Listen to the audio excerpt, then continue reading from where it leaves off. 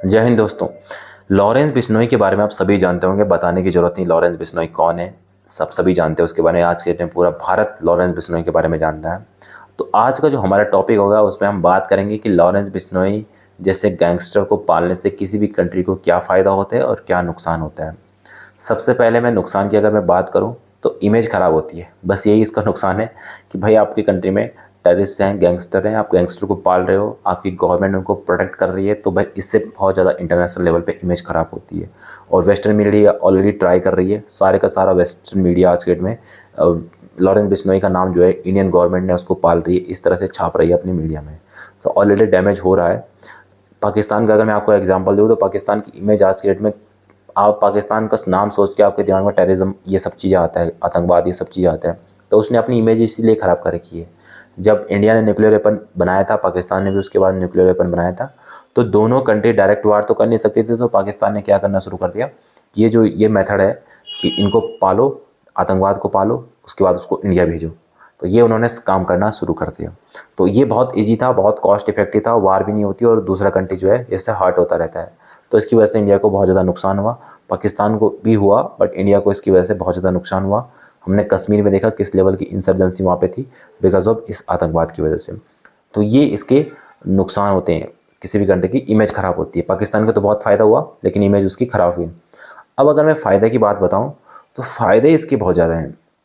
Specially India country ने already, हमने एक ऐसे ही ग्रुप को ऑलरेडी पहले पाला था जिसका नाम था लिट्टे, लिबरेशन ऑफ तमिल इलम। इस ग्रुप का नाम था लिबरेशन ऑफ तमिल इलम। जो ये इसके थ्रू हमने श्रीलंका को कंट्रोल करने की कोशिश करी, लिट्टे ग्रुप के थ्रू, जिसका जो हेड था वो था प्रभाकरन। इसके थ्रू हमने ये ग्रुप हमने ऑपरेट कराया था तमिलनाडु से श्रीलंका में। तो श्रीलंका में चल रहा था, वहाँ पे एक तमिल कम्युनिटी रहती है और दूसरी वहाँ की लोकल सिन्हैली कम्युनिटी रहती है। तो तमिल वहाँ पे 15-20% के आसपास है, आई थिंक इतने आसपास है, और बाकी वहाँ पे 80% जो वहाँ की लोकल सिन्हैली पॉपुलेशन है। तो उनके द्वारा बहुत ज़्यादा डिस्क्रिमिनेशन किया गया वहाँ की लोकल तमिल पॉपुलेशन पे। और तमिल जो है इंडिया के तमिलनाडु थे, तो तमिलनाडु के इंडिया के सेंटिमेंट जो वहाँ की तमिल पॉपुलेशन है उनके साथ बहुत ज़्यादा है। तो इंडिया ने वहाँ की गवर्नमेंट को कंट्रोल करने के लिए, वहाँ की सिनेलीज जो वहाँ की लोकल पॉपुलेशन है उनको करने के लिए इंडिया ने क्या करना, लिट्टे ग्रुप का फॉर्मेशन कर दिया। लिट्टे ग्रुप वहाँ पे उनके खिलाफ जो पाकिस्तान जम्मू कश्मीर में कर रहा था, वो इंडिया का लिट्टे ग्रुप श्रीलंका में सेम काम कर रहा था।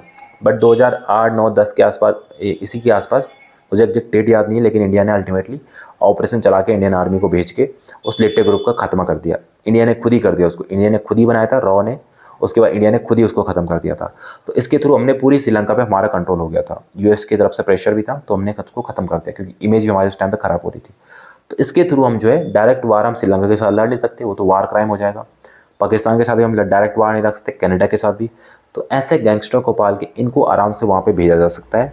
उसके बाद जो भी आपको ऑपरेशन करने होते हैं वो आप आराम से कर सकते हो। इंडिया ने ऑलरेडी श्रीलंका में किया, अभी कनाडा में भी, कनाडा आरोप लगा रहा है इंडिया के ऊपर, जो वहाँ पे निज्जर की जो हत्या हुई थी वो इंडिया ने करी है, प्लान था सब कुछ। तो अगर वो सच में इंडिया ने करा होगा तो ये फ़ायदे होते हैं। अब इंडियन आर्मी वहाँ पे जाके निज्जर की हत्या नहीं कर सकती, ये किसी की हत्या नहीं कर सकती। तो ये सिर्फ हो सकते हैं ऐसे गैंगस्टर के थ्रू। फ्यूचर में पाकिस्तान में भी बोला जाता है कि बहुत सारे लोगों की मृत्यु हुई पाकिस्तान में, पाकिस्तान ने भी ये आरोप सेम इंडिया के ऊपर लगाए, तो इंडियन आर्मी वहाँ पे जा नहीं सकती। तो ऐसे गैंगस्टर के थ्रू जो है पाकिस्तान में, अगर आपको पाकिस्तान के प्राइम मिनिस्टर के साथ कुछ करना हो, कोई ऑपरेशन, तो पाकिस्तान का प्राइम मिनिस्टर भी के साथ को भी न्यूट्रलाइज किया जा सकता है इन्हीं ऑपरेशन के थ्रू। एक फ़ायदा तो ये हो गया कि दूसरी कंट्री को इनडायरेक्टली कंट्रोल किया जा सकता है। दूसरा इसका सबसे ज़्यादा फ़ायदा इंडिया के लिए कि इंडिया में आज की डेट में जो है एंटी हिंदूज़ बातें, एंटी स्पेशली एंटी इंडिया बातें बहुत ज़्यादा होती है। तो उनके खिलाफ जो है कोर्ट में केसेस लगते हैं। अगर वहाँ पे दूसरी गवर्नमेंट होती है तो फिर वो उस केस को हटा देती है। बहुत सारी पॉलिटिक्स होती रहती है।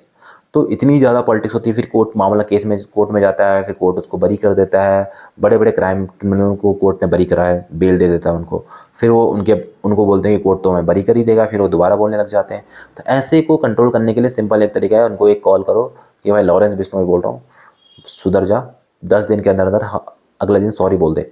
वो अगले दिन डर के मारे सॉरी बोल देगा, क्योंकि यहाँ पे कोई ट्रायल नहीं होने वाला, कोई कोर्ट केस नहीं होने वाला। अगले दिन उसकी जान चली जा सकती है अगर वो सॉरी नहीं बोलेगा तो। ऐसे लोगों को कंट्रोल करने का ये बेस्ट तरीका है, जो एंटी नेशनल बातें बोलते हैं, एंटी हिंदू बातें बोलते हैं। मुनव्वर फारूकी के साथ भी ऐसा ही हुआ, उसने एंटी हिंदू बातें बोली, उसको जेल भी हुई, लेकिन उसको अभी रिसेंटली खबर ऐसी आ रही है उसको धमकियाँ भी मिल रही है लॉरेंस बिश्नोई की तरफ से। अब लॉरेंस बिश्नोई ने उसको धमकी दी है, लेकिन 50-60 आदमी और सुधर जाएंगे। या जो और बोलने वाले होंगे वो भी नहीं बोलेंगे अब। सिद्धू मूसेवाला के साथ क्या हुआ, सिद्धू मूसेवाला जो था खालिस्तानी था, काफ़ी सारे लोगों के सेंटिमेंट हर्ट हो जाएंगे, बट सिद्धू मूसेवाला एक खालिस्तानी था, वो अपने गानों के थ्रू भी खालिस्तान को प्रमोट करता था। तो उसको जो है आज की डेट में क्या है, लॉरेंस बिश्नोई के गैंग ने उसको उसको सही उसकी जगह पे पहुंचा दिया। तो इस ऐसे जो सेपरेटिस्ट ग्रुप होते हैं उनको उनको आप आर्मी के थ्रू डील नहीं कर सकते, क्योंकि वहाँ पे ह्यूमन राइट का वायलेशन आ जाता है। लेकिन गैंगवार में मारा गया, दो ग्रुप थे आपस में लड़ मर गए, कोई ह्यूमन राइट वायलेशन नहीं, कोई कोर्ट केस नहीं, कोई कुछ नहीं, सिंपल जो है काम ख़त्म हो गया, काम भी आपका हो गया।